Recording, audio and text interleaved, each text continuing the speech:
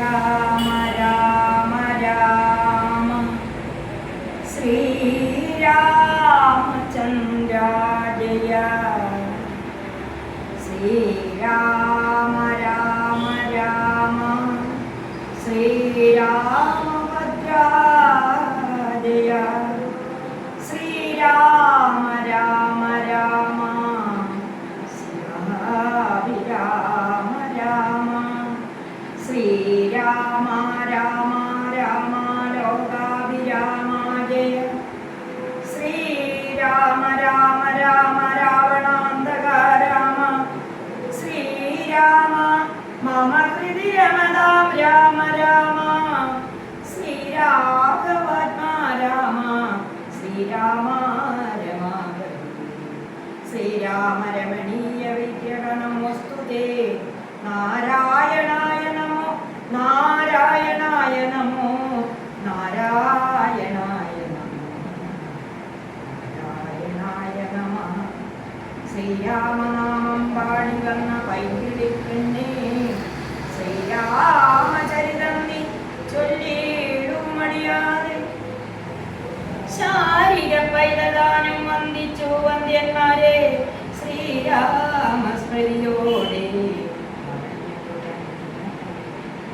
കാരണനായ ഗണനായകൻ ബ്രഹ്മാത്മൻ കാരുണ്യമൂർത്തി ശിവശക്തി സംഭവൻ ദേവൻ വാരണമകൻ മമ പ്രാരബ്ധ വിഘ്നങ്ങളെ വാരണ ചെയ്തിടുവാനാവോളം വന്ദിക്കുന്നേ വന്നേടുകനാരദമെന്നുടെ നാം മണിമാതാവേ വർണ്ണവിഗ്രഹേ നാണമെന്നിയേ മുതാ നാവിന്മേൽ നടനം ചെയ്യുക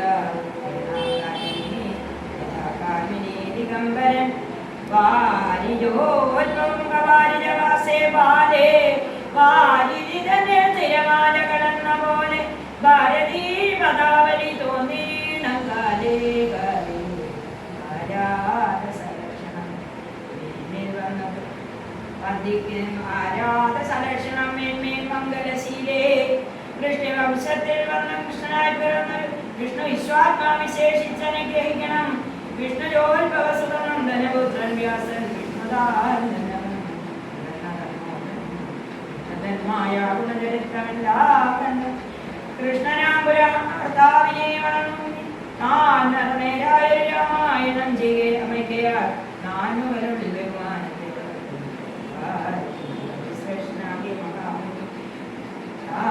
വരം ധരിക്കപ്പെടും വന്ദിക്കുന്നേ രമണാമത്തെ സദാകാലവും ജപിച്ചിടും കാമാസനുമാവല്ലവൻ മഹേശ്വരനും ശ്രീമഹാദേവൻ പരമേശ്വരൻ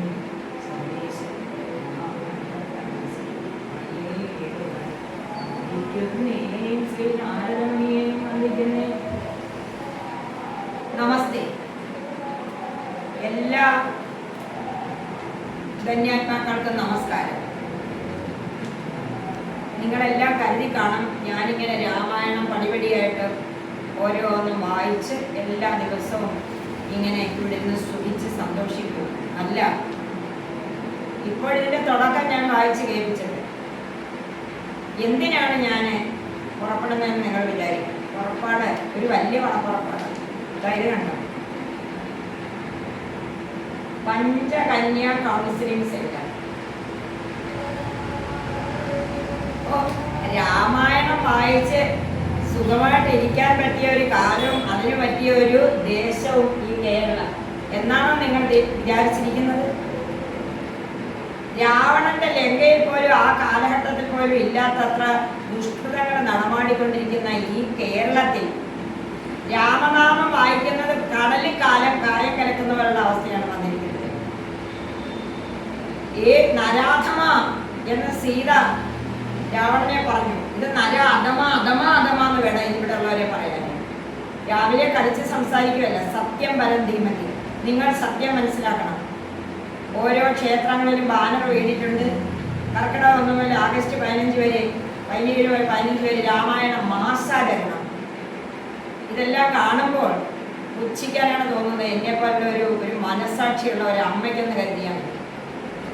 സന്യാസി എന്ന് പറയാൻ പറ്റത്തില്ല, സദ്ഗുരു എന്ന് അടിക്കാൻ പോലും പറയാൻ പോലും മടി കാണിക്കുന്ന പുരുഷ പുങ്കവന്മാരുടെ ക്ഷേത്ര ഭരണക്കാരുടെ കാലഘട്ടമായത്. ഈ ബ്രഹ്മചാരിയായി 50 വർഷത്തോളം ഇരുന്ന് രാമനാമം മാത്രം ജപിക്കുന്ന എന്നെ പോലും ഗുരുസ്ഥാനത്ത് കാണാൻ മടിയുള്ള ലൗകികരായിരിക്കുന്ന പുരുഷ പുങ്കവന്മാരുടെ കാലമാണിത്. അപ്പം ഞാൻ ഈ പഞ്ചകന്യ എന്താണെന്ന് എല്ലാവരോടും ചോദിക്കുന്നു, എന്തിൻ്റെ പുറപ്പാടാണെന്ന് ചോദിക്കുന്നുണ്ട്.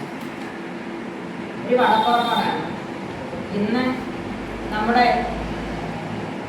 1 വയസ്സായി തള്ള പ്രസവിച്ചിങ്ങോട്ട് ഗർഭപാത്രത്തിൽ നിട്ട ആ ചെഞ്ചോര കാലും ചെഞ്ചോര കൈയും ചെഞ്ചോര മുഖമുള്ള പിഞ്ചു കുഞ്ഞിനും പല്ലെല്ലാം പൊഴിഞ്ഞ് സ്ഥലങ്ങളെല്ലാം ചുറ്റിച്ചുളിഞ്ഞ് കാലൻ്റെ രാജ്യത്തേക്ക് പട്ടണയിലേക്ക് പോകാനിരിക്കുന്ന മുത്തശ്ശിക്കും രക്ഷയില്ലാത്ത ഈ വൃത്തികെട്ട നെറികെട്ട ഈ കേരളത്തിന് എന്തിന് രാമായണം? രാമായണ ഘോഷ എന്തിന്? എന്തെങ്കിലും എന്നെ കേട്ടാൽ ഇഷ്ടപ്പെടാത്തവരുണ്ടെങ്കിൽ പോലും ഇതൊന്ന് ശ്രദ്ധിക്കുക. ഇവിടെ വേണ്ടത് ഇതൊന്നുമല്ല. ഇവിടെ ബോധവൽക്കരണമാണ് വേണ്ടത്. ഇവിടെ കഞ്ചാവും ചരസും പിടിച്ചിട്ട് കാര്യമില്ല. ഈ കഞ്ചാവും ചരസും നിരന്തരമായിട്ട് ഗുളികകളും എംഡിഎമോ ഇതൊക്കെ ഉപയോഗിച്ചിട്ട് ബോധം നശിച്ച കുറേ ആണുങ്ങളുണ്ട് ഇവിടെ. പെണ്ണുങ്ങളാരും അല്ലല്ലോ പീഡന കേസ്. ഈ വൃത്തികെട്ട കുറേ ബോധശൂന്യരായിരിക്കുന്ന രാക്ഷസ പരീക്ഷകളാണ് കേരളത്തിലുള്ളത്.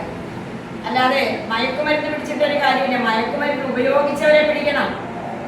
ആ ഏജന്റന്മാരെ അറസ്റ്റ് ചെയ്തിട്ടവന്മാരോട് ചോദിക്കണം, നീ എവിടേക്കാണ് ഇത് കൊടുത്തേക്കുന്നത്, ഏതെല്ലാം പഞ്ചായത്തിലാണ് ഇതിന്റെ ദുരന്തം ഉണ്ടെന്നുള്ള ബഹുമാനപ്പെട്ട ഗവൺമെന്റ്, അതായത് ദൈവത്തിന്റെ കാരുണ്യം കൊണ്ടും ഭാഗ്യം കൊണ്ടും അധികാരസ്ഥാനത്തിരിക്കുന്ന വലിയ ആളുകളെന്ന് ഞാൻ പറയാം. പണ്ട് രാജാക്കന്മാരെ സ്തുതി പാടണം, ഇന്ന് നിങ്ങളെയൊക്കെ സ്തുതി പാടാം.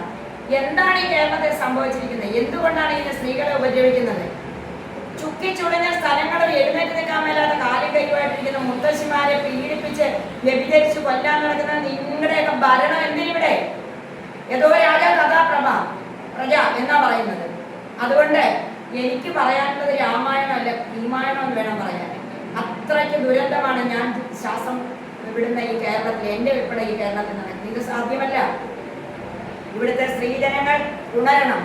പണ്ടാണ് പറഞ്ഞത് പഞ്ചകന്യായ. ഞാൻ പറയാം, ഇന്ന് ഒരു കന്യയെ കുറിച്ച് ഞാൻ ഒരു വാക്ക് പറയും, നാളെ അടുത്ത കന്യയെ കുറിച്ച് പറയാം. 5 കന്യകമാരെ സ്തുതിക്കണമെന്നാണ് പണ്ടുള്ളവർ പറഞ്ഞിരിക്കുന്നത്. അഹല്യ, ദ്രൗപദി, താര, മണ്ഡോദരി, സീത. 5 പേരായാലും അഹല്യ, ദ്രൗപദി, താര, മണ്ഡോദരി, സീത. സീതാ മാതാവിന് അവസാനമാണ് കൊടുത്തിരിക്കുന്നത്. ആദ്യം അഹല്യ മാതാവിനാണ് കൊടുത്തിരിക്കുന്നത്. അഹല്യ ആരായിരുന്നു? ഗൗതമ മഹർഷിയുടെ പ്രിയപ്പെട്ട പത്നിയായിരുന്ന അഹല്യ കല്ലായി പോയി. അവസാനം രാമനാമം ജപിച്ച് 1000 ആണ്ട് നിന്നോടാനായിട്ടാണ് സ്വന്തം ഭർത്താവായ ഗൗതമ മുനി അനുഗ്രഹം കൊടുത്തു വിട്ടത്. കല്ലായിപ്പോയി. കല്ല് മണ്ണിനടിയിൽ നിന്ന് രാമ രാമ രാമ രാമ രാമ രാമ രാമ രാമ രാമ രാമ രാമ രാമ രാമ എന്ന് ജപിച്ചുകൊണ്ട് ഈ ജപം അന്ന് അവതരിച്ചിട്ടില്ലാത്ത അഹല്യക്ക് ഈ ശാപം കിട്ടിയ സമയത്ത് അഹല്യ ശ്രീരാമൻ അവതരിച്ചിട്ടില്ല അയോധ്യയിൽ. പക്ഷെ പിന്നീട് അവതാരമെടുത്ത അവതാര പുരുഷനായ ശ്രീരാമൻ വിശ്വാമിത്രനെ അനുഗമിച്ച് വിശ്വാമിത്രന്റെ യാഗം രക്ഷിക്കാൻ നാട്ടിലേക്ക് വരുന്ന സമയത്താണ് ശ്രീമതി അഹല്യയെ കാണുന്നത്. എന്നെ ശ്രീമതിയിൽ സംബോധന ചെയ്ത കുറെ ആളുകൾ ഇവിടെ ഉണ്ട്, കുറെ ക്ഷേത്രേശ്വരന്മാര്. അവർക്ക് സദ്ഗുരു എന്ന് പറയാൻ നാവ് പൊങ്ങത്തില്ല. അതുകൊണ്ട് ശ്രീമതി അഹല്യ എന്ന് ഞാൻ പറയാം. ശ്രീമതി അഹല്യക്ക് ആ പാദസ്പർശം കിട്ടിയിട്ടാണ് മോക്ഷം കിട്ടിയത്. ആ അഹല്യയുടെ നാമജപം ഭഗവാൻ കേട്ടു. ഈ കല്ലിന്റെ മണ്ണിനടിയിൽ ഈ കല്ലിനകത്തുനിന്ന് വരുന്ന രാമനാമജപം കേൾക്കാമെന്ന് വെച്ചാൽ കേൾക്കും. കല്ലിനെയും ജീവസുറ്റതാക്കുന്നതാണ് രാമനാമം. കല്ലിനെയും ഭേദിക്കുന്നതാണ് രാമനാമം. നിഗന്ധങ്ങളെ ഭേദിക്കുന്നതാണ് രാമനാമം. ഏത് ക്രൂരനെയും ഇല്ലാതാക്കുന്നതാണ് രാമനാമം. അതുകൊണ്ട് രാമനാമത്തെ സദാകാലവും ജപിച്ചിടും കാമനാശനുമാവല്ലവൻ എന്ന് പറഞ്ഞിട്ടാണ് ആചാര്യൻ തുഞ്ചത്ത് രാമാനുജൻ എഴുത്തച്ഛൻ അധ്യാത്മ രാമായണം കിളിപ്പാട്ട് പരിഭാഷപ്പെടുത്തിയത്. ഇത് മലയാളത്തിൽ ആരും എഴുതിയതല്ല, ഒരു തെലുങ്ക് കവി കൊണ്ടുവന്ന് അമ്പലപ്പുഴ രാജാവിന് കൊടുത്ത ഓലക്കെട്ട്. പിന്നീട് അദ്ദേഹം ആരുണ്ട് ഇത് മലയാളത്തിലേക്ക് പരിവർത്തനം ചെയ്യാമെന്ന് അന്വേഷിച്ച് വില്യമംഗലത്തിൻ്റെ കൂടെ വന്നിരിക്കുന്ന എഴുത്തച്ഛനെ നേരെ വിളിച്ച് മുഖം കാണിച്ചത്. നേരെ മുഖം കാണിക്കാനൊക്കത്തില്ല, ശൂദ്രന് വേദം നിഷിദ്ധമാണ്. ഇത് ശൂദ്രനാ, ചക്കാലനായി ജനിച്ചതാ. ധൈര്യമായിട്ട് വന്ന് ചെമ്പ്രശ്ശേരി രാജ്യത്ത് വന്നോളാൻ പറഞ്ഞ് മുഖം കാണിച്ചിട്ട് ഇദ്ദേഹം ഈ രാമായണം അധ്യാത്മ രാമായണം പരിഭാഷണം ചെയ്തത് ഈ പറയുന്ന രമാദേവി അമ്മ എന്ന് പറയുന്ന അമ്മയുടെ മാതൃകുടുംബത്തിൽ മൂല കുടുംബത്തിൽ, അതായത് മിത്രക്കരി എന്ന് പറയുന്ന സ്ഥലത്ത് കുട്ടനാട്ടിലിരുന്നാണ് അദ്ദേഹം സഭയിൽ ഇത് പരിഭാഷപ്പെടുത്തിയെന്നുള്ള ഒരു അവകാശവാദവും ഒരു ചരിത്ര സംഭവം എനിക്കറിയാം. ഇത് അധ്യാത്മരാമായണം കിളിപ്പാട്ട് പരിഭാഷയാണ്. എങ്കിലും അദ്ദേഹം പറഞ്ഞല്ലോ, രാമനാമത്തെ സദാകാലം ജപിച്ചിട്ട് നാമനാശനമാവല്ലവന് തെലുങ്ക് കവി എഴുതുകയാണ്, അതിന്റെ പരിഭാഷയാണ്. അപ്പോൾ കാമനാശനമായ മന്ത്രമാണ് രാമമന്ത്രം. കാമവെറി കൊണ്ട് നടക്കുന്ന ഈ എംബോക്കികൾക്ക് ആണ് ആദ്യം ജപിക്കേണ്ടത്. ഇവിടുത്തെ കുട്ടികളെല്ലാം രാമനാമം ജപിക്കണം, സ്ത്രീകളെല്ലാം നന്നാക്കാൻ രാമനാമം ജപിക്കണം, ക്ഷേത്രങ്ങളിൽ എല്ലാവരും കേൾക്കണം എന്ന് പറഞ്ഞാൽ വെറുതെയാണ്. ഇവിടെ അവരെല്ലാം നല്ലവർ തന്നെയാണ്. പിന്നെ അഹല്യ അതവിടെ നിൽക്കട്ടെ. താടക, ഭയങ്കരിയായ താടകക്കാരും ശൂർപ്പണകക്കാരും ഒക്കെ ക്രൂരമായ സ്ത്രീകൾ നമ്മുടെ ഈ പൊതു ജീവിതത്തിൽ നമുക്ക് കാണാം. നമ്മൾ സമൂഹത്തെ പരിഷ്കാരികളെന്നും നല്ലവരെന്നും അനുകരണീയരെന്നും പറഞ്ഞ് എപ്പോഴും യൂട്യൂബിൽ കാണാൻ ശ്രമിക്കുന്ന സുന്ദരികളെ, ഇവരൊക്കെ ചെയ്തു കൂട്ടുന്ന കാര്യങ്ങൾ ഇപ്പോൾ യൂട്യൂബിലൂടെ വരുമ്പോൾ നമുക്ക് നാണം കെടുകയല്ലേ ചെയ്യുന്നത്. കുലസ്ത്രീകൾ എന്ന് പറയുന്ന മര്യാദയ്ക്ക് ജീവിക്കുന്ന സ്ത്രീകൾ, വീട്ടമ്മമാർ. എന്നിട്ട് ഇവരുടെയൊക്കെ കേടിവിലാസങ്ങൾ, ഇവരുടെയൊക്കെ വ്യഭിചാരകഥകൾ പൊട്ടിഘോഷിക്കല്ലോ ഈ സോഷ്യൽ മീഡിയയുടെ ജോലി. അവരൊക്കെ എന്ത് ചെയ്താലും ചായം തേച്ച് ചുണ്ടും നീട്ടി എഴുതിയ കണ്ണും അല്പവസ്ത്രം മാത്രം ധരിച്ചുകൊണ്ടുള്ള പ്രകടനങ്ങളും കാണുമ്പോൾ നിങ്ങൾ അവരുടെ പുറകെ പോകുന്നു. ഇവിടുത്തെ ഏതെങ്കിലും ഒരു വീട്ടമ്മയുടെ ഒരു ദുരിതം, കുട്ടികളെ സ്കൂളിലേക്കാൻ നിർത്തിയില്ലാത്ത ദാരിദ്ര്യം, അല്ലെങ്കിൽ ലോൺ അടയ്ക്കാൻ പറ്റാത്ത ദാരിദ്ര്യം, അല്ലെ അവർക്കുള്ള രോഗദാരിദ്ര്യം, അവരുടെ കുടുംബങ്ങളിൽ അവർ അനുഭവിക്കുന്ന അടിച്ചമർത്തലുകൾ, ഇതെല്ലാം നിങ്ങൾ ഏതെങ്കിലും ഒരു യൂട്യൂബേഴ്സ് ഒന്ന് എടുക്കുന്നുണ്ടോ? ഇല്ലല്ലോ. അപ്പോൾ എൻ്റെ ഈ ശ്രമം എന്താന്ന് പറഞ്ഞാൽ, ഈ പഞ്ചകന്യകളെ മുൻനിർത്തിക്കൊണ്ട് തീർച്ചയായിട്ടും സ്ത്രീകളെ ബോൾഡാക്കി കൊണ്ടുവരിക ജീവിതം നേരിടാൻ. പ്രസന്റ് ലൈഫ് പണ്ടായിരുന്ന അഹല്യ, ദ്രൗപദി, താര, മണ്ഡോദരി, സീത. അഹല്യയുടെ കാര്യം കേട്ടപ്പോൾ എന്താ കേൾക്കേണ്ടത്? അത്ര കാലം നല്ല തപസ്സോടുകൂടി ഗൗതമ പത്നിയായി ജീവിച്ച അഹല്യയ്ക്കൊരു വഞ്ചനയ്ക്ക് അടിമയായി പോയി. അവർ ചെയ്തതല്ല. ദേവേന്ദ്രൻ ഈ ഗൗതമന് പ്രാതസ്നാനത്തിന് പോകും വെളുപ്പിനെ 3 മണിക്ക്. ആ സമയത്ത് അവരുടെ പർണശാലയിൽ എന്നും വന്ന് ഒളിച്ചിരുന്നിട്ട് ആക്രമിക്കാൻ നോക്കിയിട്ട് പറ്റിയില്ല. ഇപ്പോഴത്തെ ദേവേന്ദ്രന്മാരെ പോലെയാണ് നമ്മൾ സങ്കല്പിക്കുന്ന ദേവേന്ദ്രൻ എന്ന് പറയുന്നത്. അങ്ങനെ ഒരാളുണ്ട്. അവസാനം കോഴിയുടെ ശബ്ദത്തിൽ കൂവി. 2:30 മണി സമയമായുള്ളൂ. കോഴി പോവുക, പുലർച്ചെ ആയിട്ടില്ല. ഗൗതമൻ പെട്ടെന്ന് എഴുന്നേറ്റ് തന്റെ യാമപൂജ ചെയ്യാനായിട്ട് ഗംഗയിലേക്ക് പോവുകയാണ്. പക്ഷെ അദ്ദേഹം അവിടെ കള്ള കണ്ടുപിടിച്ചല്ല, ഗംഗ ഉണർന്നിട്ടില്ല. 2:30 മണിക്ക് ഗംഗ ഉണർത്തില്ല. ഗംഗ ഉണരുന്ന എപ്പോഴാണ്? 3 മണിക്ക് ഋഷികളുടെ യാമം. മഹർഷീസന്മാരും ബ്രഹ്മയാമത്തിൽ കുളിക്കാൻ ഇറങ്ങുമ്പോഴേ ഗംഗ ഉണർത്തുള്ളൂ. ഗംഗയ്ക്ക് ഉറക്കമായിരുന്നു. അത് മടങ്ങി വന്നപ്പോൾ ഈ കാഴ്ച കണ്ടു. തന്റെ പത്നിയെ പ്രാപിച്ചിരിക്കുന്നു. സഹസ്രമകനായി നിന്റെ ദേഹം മുഴുവൻ ലിംഗങ്ങൾ ഉണ്ടാകുമെന്ന് ശപിച്ചു. അങ്ങനെയാണ് പറഞ്ഞു വിട്ടത്. നീ കല്ലായി പോട്ടെ, നിനക്ക് നിന്റെ ഭർത്താവിനെ മനസ്സിലാക്കാൻ പറ്റിയില്ലല്ലോ. അതൊക്കെ വളരെ വലിയ വിഷയമാണ്. ഞാൻ ഇപ്പോൾ അഹല്യയെ കോട്ട് ചെയ്തു. അഹല്യയാകാൻ ഇന്നത്തെ സ്ത്രീകൾക്ക് പറ്റത്തില്ല സുഹൃത്തേ. ഇന്നത്തെ സ്ത്രീകള് പാവപ്പെട്ട സ്ത്രീകളാണ്. അവർ വഞ്ചിക്കപ്പെടുകയാണ് ചെയ്യുന്നത്. സുന്ദരന്മാരായിട്ട് ചമഞ്ഞു വന്നിട്ട് ചാടുവാക്യങ്ങൾ പറഞ്ഞിട്ട് പെൺകുട്ടികളെ പറ്റിച്ചിട്ട് മതപരിവർത്തനം ചെയ്ത് എവിടെങ്കിലും കൊണ്ടുപോയി കൊല്ലുക. അവർ സമ്മതിച്ചില്ലെന്നുണ്ടെങ്കിൽ കൊല്ലുക. ഓരോ അമ്മയും ചൂടോടുകൂടി ഞാൻ പറയുന്നത് കേൾക്കണം. എന്നെ ഇഷ്ടപ്പെടുന്നവരെ, അല്ലെങ്കിൽ 5 പേരെ ഉണ്ടെങ്കിൽ 5 പേരെ എന്നെ വിളിക്കാം. ആ ഇഷ്ടപ്പെടുന്നവരെ 5 പേരെ എൻ്റെ കൂടെ നിൽക്കുവാണെങ്കിൽ ഞാൻ ഇതിന് വലിയ പരിവർത്തനം ഉണ്ടാക്കി തരാം. കാര്യം വാളിനെക്കാളും ശക്തിയുണ്ട് സന്യാസിയുടെ നാവിന്. യഥാർത്ഥ സന്യാസിയുടെ ആരുടെയെങ്കിലും മടിയിൽ കനമുണ്ടെങ്കിൽ ഇത് പറയാൻ പറ്റില്ല. ഏതെങ്കിലും രാഷ്ട്രീയ പാർട്ടിയുടെ ചായവുണ്ടെങ്കിൽ ഇതുപോലെ പറയാൻ പറ്റില്ല. ഞാൻ ഭഗവാൻ ശിവപ്രഭാകര സിദ്ധിയുടെ ശിഷ്യയാണ്.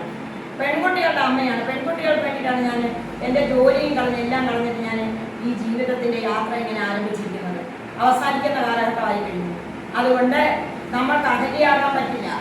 നമുക്ക് നമ്മളാകാനേ പറ്റുള്ളൂ. അതുകൊണ്ട് പഴഞ്ചൻ ന്യായം ഉണ്ടല്ലോ, പണ്ട് പറഞ്ഞു വെച്ച്, പണ്ട് ഏതോ വേദിയൻ ഏതോ പണ്ഡിതൻ എഴുതി വെച്ച അഹല്യ, ദ്രൗപദി, താര, മണ്ഡോദരി, സീത, ഈ പഞ്ചകന്യകളെ സ്മരിച്ചുകൊണ്ട് നീയൊക്കെ എന്ന് സഹിച്ചുകൊണ്ട് ഞങ്ങളുടെ മർദ്ദനം ഏറ്റുകൊണ്ട് ഇരുന്നുകൊള്ളാൻ. അത് ഇനി നടക്കത്തില്ല. ഡിജിറ്റൽ കാലമായി, ആർട്ടിഫിഷ്യൽ ഇന്റലക്റ്റിന്റെ കാലമായി, AI-യുടെ.